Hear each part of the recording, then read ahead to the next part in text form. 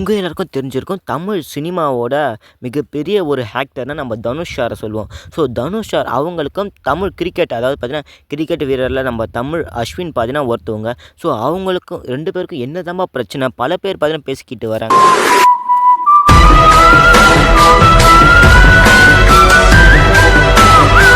எந்த social media பக்கம் போனாலும் இவங்க 2 பேரோட பேச்சு இருக்கும்.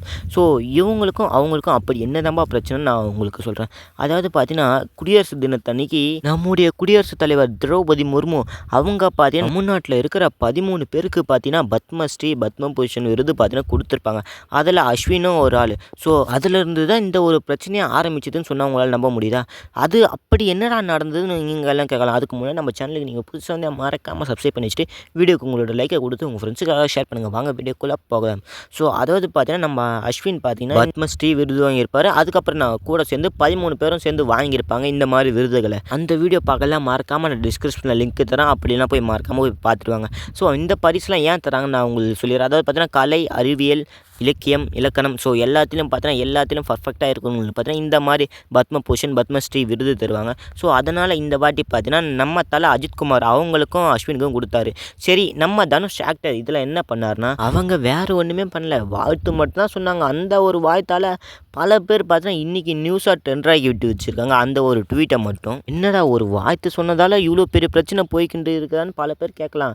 ஸோ இவங்களால் இந்த ஒரு பிரச்சனை வரல. அதாவது பார்த்தா தேர்ட் பர்சன் ஒருத்தவங்க பார்த்தா இந்த ஒரு ட்வீட்குள்ளே உள்ளே வந்திருப்பாங்க. அவங்க யாருன்னு நான் உங்களுக்கு சொல்கிறேன்.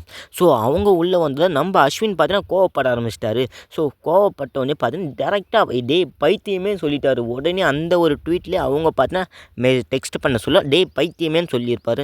ஸோ இது ஏன் எதனால் நடந்தது இது எல்லாத்தையும் நான் உங்களுக்கு டீப்பாக சொல்கிறேன். அஜித் சார் பார்த்தீங்கன்னா பத்மபூஷன் அவார்டு வாங்கியிருப்பார். ஸோ அவங்களுக்கும் பார்த்தீங்கன்னா வாழ்த்து சொல்லிவிட்டு அதுக்கப்புறம் பார்த்தீங்கன்னா தமிழ்நாட்டிலே பார்த்தீங்கன்னா தமிழக கிரிக்கெட் வீரர் ஒருத்தவங்க பார்த்தீங்கன்னா பத்மஸ்ரீ ஃபஸ்ட் டைம் வாங்கியிருக்காங்க. ஸோ அவங்களுக்கும் பார்த்தீங்கன்னா நம்ம அஸ்வினை பார்த்தா ரவிச்சந்திர அஸ்வினை பார்த்தீங்கன்னா டேக் பண்ணி விசேஷம் சொல்லியிருப்பார். ஸோ நடுவில் தான் ஒருத்தவங்க குறுக்கில் வந்திருப்பான். தனுஷ் சார் விஷ் பண்ணதுக்கு நம்ம அஸ்வின் பார்த்தீங்கன்னா என்ன சொல்லியிருப்பாங்கன்னா தேங்க்யூ ப்ரோன்னு சொல்லியிருப்பாங்க. நடுவில் தான் ஒருத்தவன் வந்திருப்பான். அதாவது வந்து அவன் என்ன சொன்னான்னா ஸோ நீங்கள் தேங்க்யூ சொல்கிறது இருந்தாக்கா தனுஷுக்கு சொல்லாதீங்க ரோஹித் சர்மாவுக்கு சொல்லுங்கன்னு நம்ம அஸ்வினை சொல்லியிருப்பார்.